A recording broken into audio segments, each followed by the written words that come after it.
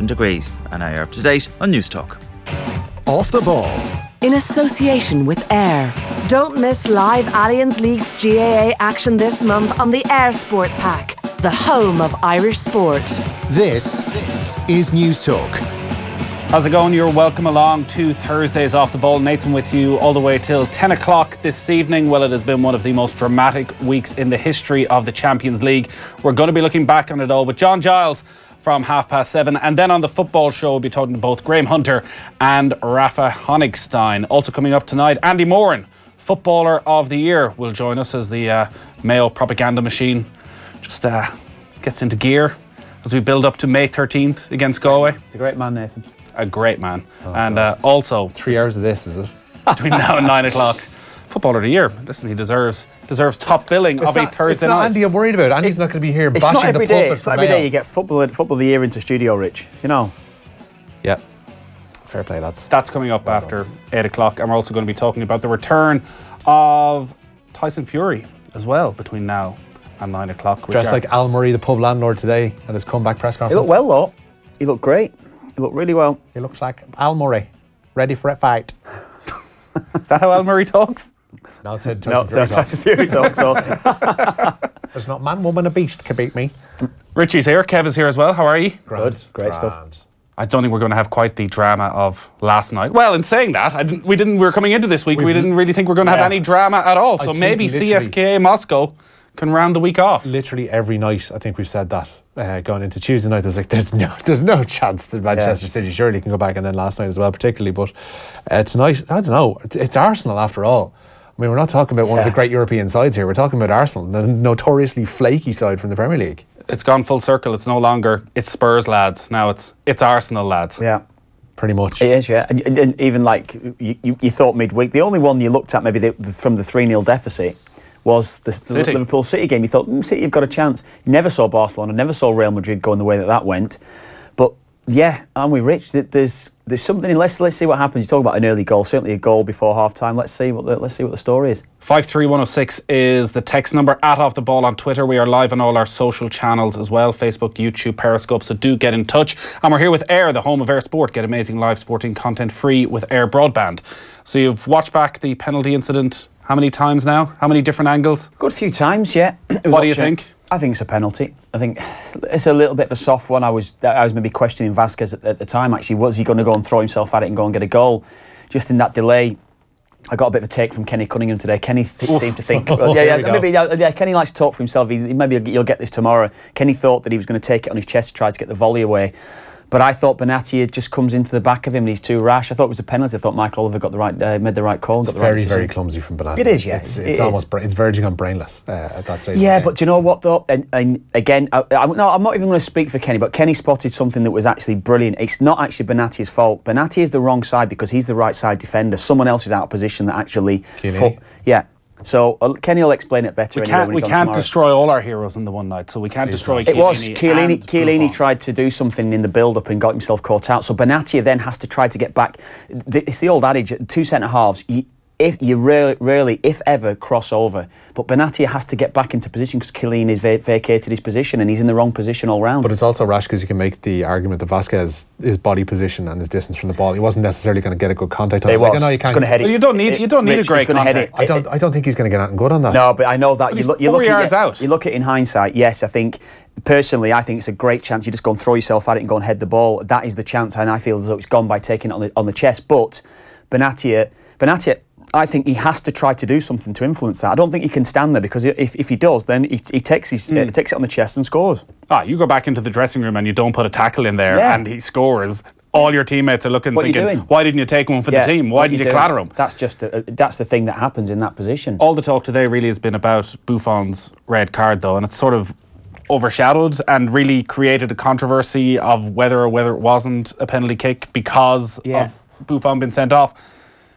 Surely we have to protect the referees, and surely we should be here today praising Michael Oliver for getting, firstly, the penalty decision right, where in the 94th minute, it's very easy when there's a coming together like that to just keep your whistle in your pocket, do nothing, go with extra time. Everyone's enjoyed the comeback, everyone's enjoyed the game, but he makes a decisive action, and then Buffon's all over him, physically manhandling him, shows him the red card. It's the right decision. Physically manhandling. What was he? He was. Yeah, he got his hand on him once, but that's manhandling him. But that's frustrating. It's frustrating. Yeah. Again, you can point that out to me, and I take your point totally. There's an element to what you're saying is spot on, but I think he's lost the head. It's the 92nd minute of the game. It is virtually the last kick of the game. There's no other action that's going to happen off the back of it. You've got 3 minutes of injury time. You're into the third minute. It's frustrating, isn't it? You've been in that position at times when the referee's made a bad call against you. What do you want to do? You want to shake him because you feel as though something's going to get you. You don't. No, I know that. You didn't shake Anders Hansen. Yeah, I know. You should have, though, Kev. More's the pity. Yeah. More is the pity. That's the thing. Like, Buffon shouldn't have acted the way he did. He clearly overstepped. But it's understandable, though, Rich. I get it. I get it in that position, in those moments, those big games. I understand. I absolutely 100% understand his frustrations. You don't go bashing into the referee in the manner that Buffon and the rest of his teammates did. You can't condone. I get you. But I've been there in that position where you kind of like your head goes and you can't control yourself. But if your head goes and you can't control yourself, you deserve to be punished. Well, and I got to agree with Dunphy when he goes back to Phoenix Park and all that sort of stuff, that you have to set an example from the very highest level. Referees need to be off limits because it is the type of thing. Because you're now saying every game is important, and the 94th minute of every match at any level, a quarter-final, you feel it's the biggest thing in your life. Yeah. So what? You can go with the referee. Not everything's the referee's fault. No. Look at your defender, and also maybe this was meant to be the fairy tale. You've literally slapped me down there, haven't you? Maybe this was the fairy tale ending for Buffon. Yeah. That he saves a penalty in the 94th minute from Cristiano Ronaldo. Well, maybe at 40 years of age, he should have the maturity to start thinking like that. But you don't, though. You don't in that moment. It's like there's so much riding on it, and there's so much tension and passion in that game. In that moment, in these big moments, you can't control yourself. It's difficult. I'm not condoning it. Fair enough, you look at the rugby lads and how well and how disciplined they are and how they can control their emotions, and that's one thing to look at. And you think, yeah, we as a sport, football, need to take something from rugby, and I get that totally, but. You can't. It's difficult when that big decision's gone against you. Why do you think referees don't stand their ground? And by that I mean, why doesn't Michael Oliver stand there and let the players push him over? Well, he's not going to, is he? Because he's obviously intimidated as well to an extent. There was a great picture last night. Four player. Yeah, he did. Yeah, it was a good one. You can see the lads are right in his face. I think it's Booth on the picture, isn't it? Yeah. Right in his face. He's kind of pulling back from it with a face on it. If he doesn't pull back, then all of a sudden it would look a hell of a lot worse. I think in fact, in what he's doing, is actually kind of not necessarily thinking too much about it, but he's protecting the players by actually pulling back from it. Because if he stands his ground, then they're actually shoving right into him, and then there could be 2 or 3 sendings off. If Kevin Kilbane is using frustration as an excuse for putting your hands on a referee, then God help every ref at a kids' game up and down the country. I know. Football will implode. Says Dan and Carlo. But he doesn't. I take the point, and he's right. He's spot on. I can't condone it. If, my kids, if they're playing football, and I would be having a pop at my kids for doing that, I would. I can't condone it. I can't. But I don't know. I just think maybe in that moment, it's frustrating because they've done so well to get themselves back in the game, and that's the overriding factor from it. I'm not condoning it. I'm not, and that is the case. I think what also brings it to another level is that there's no sense after the game with Buffon that actually he realises the error of his ways, that the frustration an hour later that he's somewhat calmed down. The crime against sportsmanship. Should be sitting in the stand eating ice cream. Well, he deserves his ban for what he said post-match, because if he looks back at it and sees it is a little bit of a soft penalty, yes, but it's still a penalty. It's a foul. So if he looks back at it, he'll realise that it is a foul. What a penalty. That was a great pen. It is a great pen, yeah. But there was a 4 or 5 minutes in between the penalty being given before it was taken. I think it's 3.5 to 4 minutes. Somebody pointed out earlier on today how much in that 3.5 minutes Ronaldo isolated himself from pretty much everybody. He maintained the penalty spot, even though Szczesny and a couple others tried to interfere with that as well. But he was making sure that the circumstances, I'm not going to get that, including everything around his head, was absolutely spot on by the time that penalty was taken. Everything is to do with the result, though, because if he had missed that penalty, it'd be, why wasn't Ronaldo in with his teammates in the middle of the scrap trying to defend, trying to help them out? Typical Ronaldo. To wreck that face. He got booked. Did he get booked for taking the jersey off? I don't know. I didn't see that, actually. I presume he did. I presume he did as well. But but it wasn't necessarily the Real Madrid players that were getting involved anyway, were they? They were trying to distance themselves from it. Everything every player that was surrounding Michael Oliver were Juventus players. Massive respect to Michael Oliver for having the guts last night to give the penalty and the red card. All this talk of sentimentality for Buffon is just crazy. Yeah. As a neutral, I wanted none of this, but right is right and wrong is wrong. To be fair, JP slapped me down earlier on as well, and he's maybe right to an extent as well. Look, you can't draw the line and think, well, look, whether it's Buffon or whether it's a player that's playing, non-league football somewhere or amateur football somewhere. Where do you draw the line? You've made a mistake, you've got to go. And yeah, I take that, but part of me just knows what it's like in those moments, and you genuinely, it's difficult to contain your emotions. Sentimentality was lost the day they sent Zidane off in the World Cup final. Yeah. Well, he deserved it too. Zidane, World Cup final, you can't be doing that, Richie. You can't go loafing people in the chest now. Yeah. Juve Real wasn't the only fixture that sparked handbags, if that's what you want to call it, last night. Over at Fenway Park, there was a proper old-school baseball scrap. This all kicks off after Tyler Austin of the New York Yankees is hit by a pitch from the Boston Red Sox Joe Kelly. And that's why he gets drilled here, and he slams the bat. Now he's making a move, and here he comes on the run, and now fisticuffs as Kelly's being tackled and punches being thrown. The dugout's emptying. Here come the bullpens again, and this time it's for real. Unlike the last time, punches and tackles. And we're going to see some ejections after this one. Can you be sent off in baseball? Oh yeah, ejected. And the Red Sox and Yankees are at it again. Was anybody ejected, JP? Austin Remember getting that bit in Naked Gun? drilled. Where he's like, you're out of here! Yeah. Yes. There you go. Good shout. And Kelly just about undressed. Come on, boy. Like a throwback to the good old days. Well, of the very rivalry. clear that Yankees was in Red Sox. response to the slide at second base by Austin earlier in the game, and this is for real. That's Meath Mayo, 96. That is for real. Yeah, that is for real. That's a proper scrap, isn't Who was it? Liam McHale? Who was the Red Sox star that was harshly, disgracefully Unable to stand up for red-carded? themselves. Not that we're still bitter about these things. That's old school, though, that, isn't it?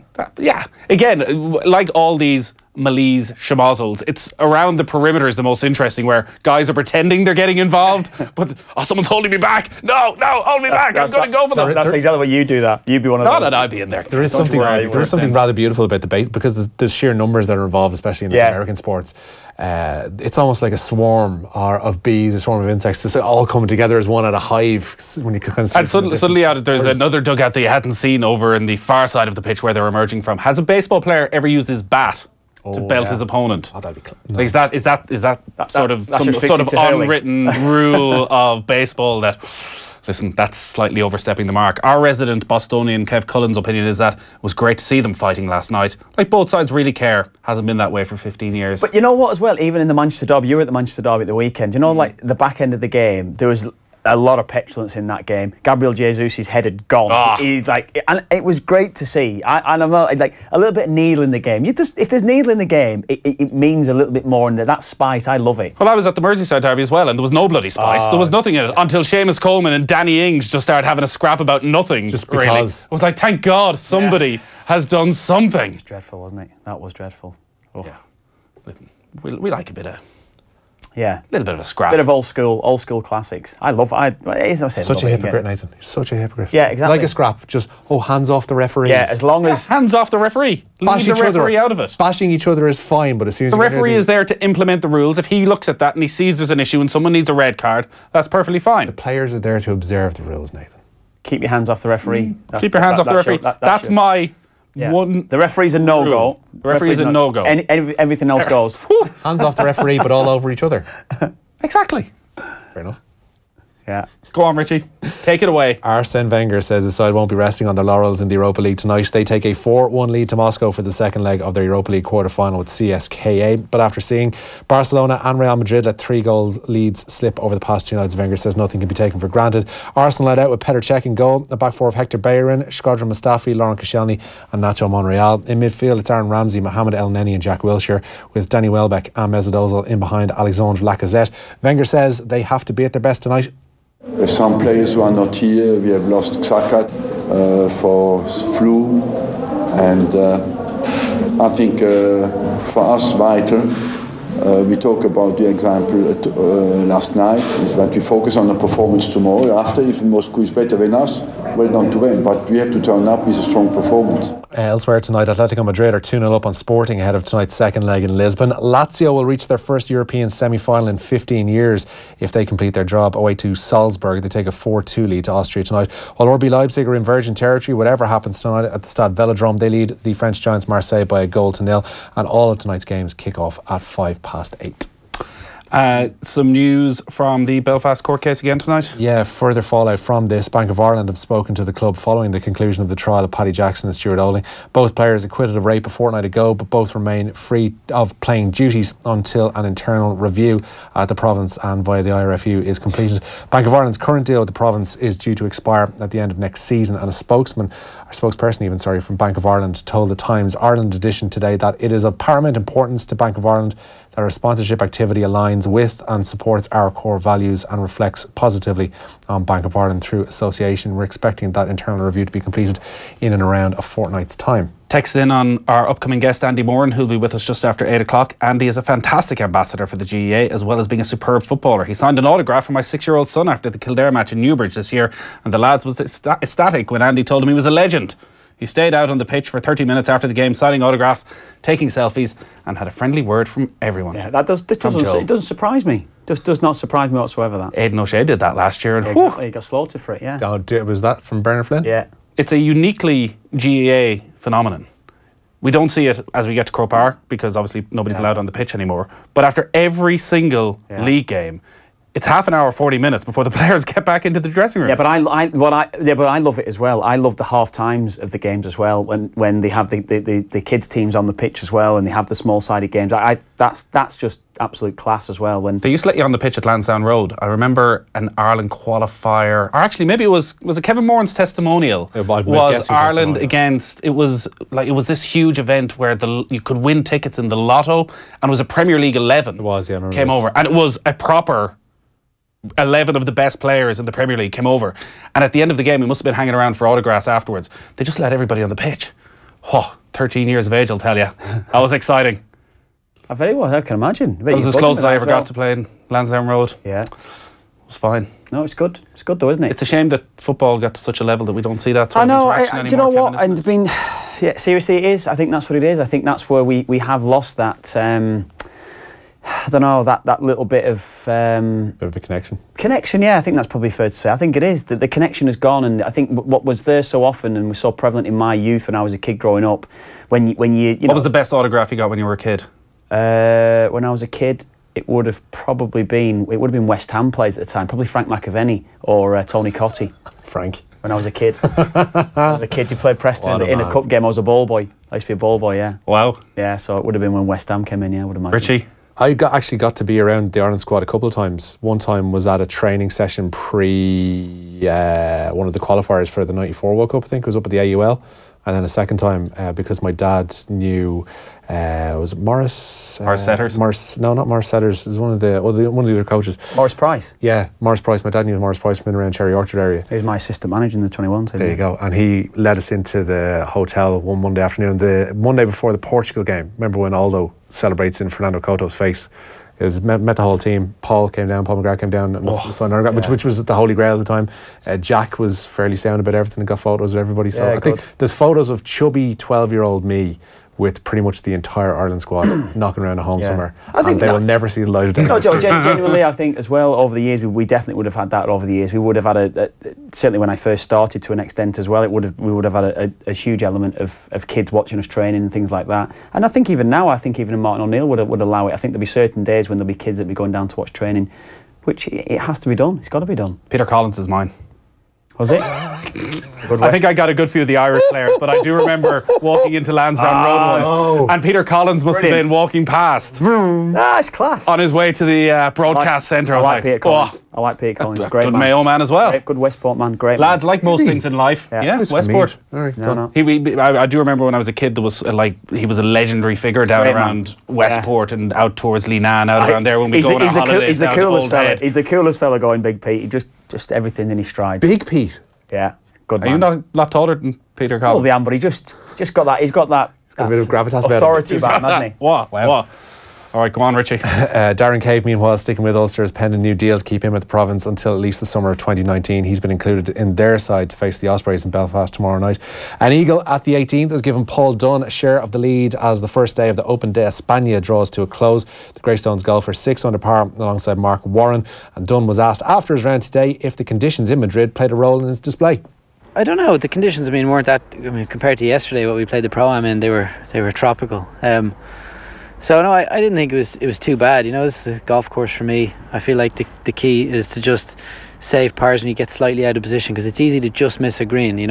But then I feel like the bit of rain kind of smoothed out the greens and made them easier to read for me anyway. So I think that's why I made a few on the back nine. Yeah, great stuff from Paul Dunn, who played really well over in America a couple of weeks ago, had a top 5 on the PGA Tour, back this side of the world for a couple of weeks, and here win a European Tour event, but to win the British Masters last October. So who knows, Ryder Cup may not be out of the picture just yet. Would be very, very good indeed. Meanwhile, Graham McDowell 7 off the lead on day 1 of the RBC Heritage. His 73 in South Carolina today leaves him on 2 over par. Rory Sabatini heads the field on 7 under, following a 64 9 shots, I should say, for McDowell there. Speaking of a good scrap. Yeah, the FAI have handed out punishments to both Cork City and Waterford following the melee at the end of last week's Premier Division meeting at the RSC. Stephen Beattie's been given a 4-match ban. Gary Buckley misses 3 games on account of a straight red. Manager John Caulfield has been given a 1-game touchline ban, as has his Waterford counterpart Alan Reynolds. Stanley Obora, though, receives the most severe punishment, 6 games in all for him, while Bastian Herry has been banned for. What did he do to get a 6-match ban? They were involved in a right old ding dong at the end of the game. Yeah, I saw the. Well, he went for the referee. He was. So while a lot of the players and coaches were fighting each other, he was specifically. Yeah, but you know what as well. And again, can you imagine what the next game will be like when the next time these two sides meet? It'll be a cracker. It'll be a brilliant game. Everyone will want to go and watch that game now. See, that also crosses the line for me. And I don't like to see coaches getting involved. I just like players. Such a nerd. Just players. Let the players at it. Coaches, stay out of it. You're old men. Stay out of it. Jeez, honestly, what's the He matter? would have been chastising Cloughie for giving the clip around the ear to the 2 lads who did the pitch invasion in '89. Nah, never. Lads, like most things in life, this brings us back to the Mayo Meath row of '96. Here we go. Meath had to use violence to make people see the ludicrous behaviour of Mayo players. That was just pure assault. Meath were the better team. Imagine how many All Irelands we'd have won by now if we weren't screwed over by Pat McEnany. By your own lack of ability. What's that, Rich? Nothing.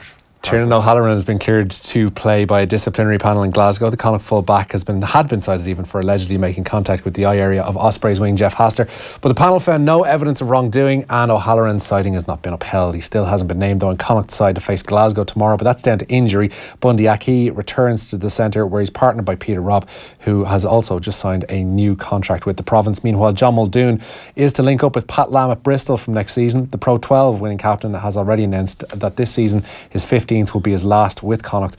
Bristol secured promotion back to the English Premiership just last week. As a coach? Yes. He has fully retired. Still full tank retired there, Nathan, don't worry.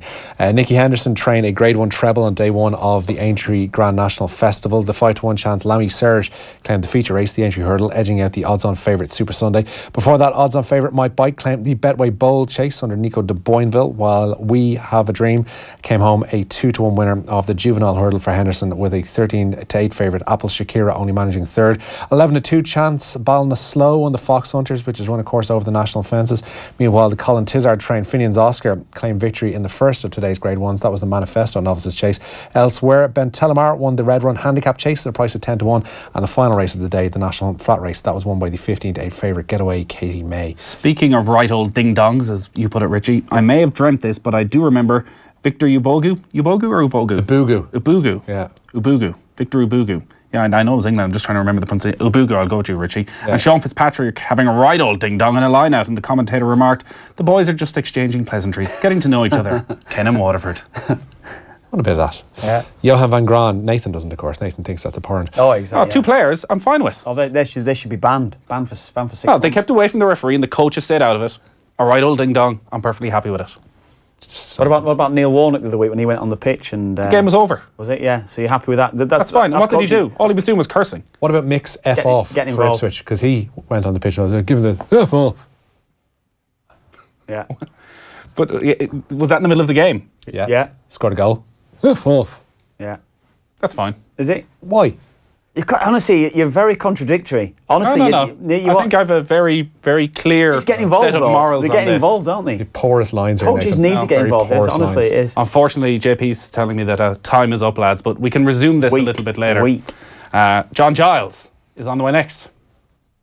Off the Ball on News Talk. In association with the Air Sport app, allowing you to cast your favourite sporting action from your tablet or mobile phone straight to your TV.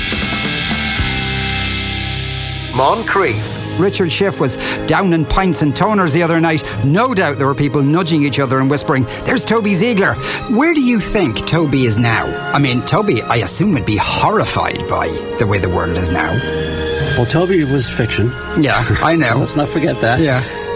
So he'd be asleep waiting for a writer to wake him up. Moncrief. With Gas Networks Ireland. Weekdays from 2 p.m. on News Talk. On the inside, it's your wife's choice, followed by the one your dog picked. But who you got in the sweepstake takes the lead. There's a better way to pick your horses with the Irish Sun's free favourite pullout. Get top tips plus a free €5 match bet from Ladbrokes every day at the A3 Festival. Pick up your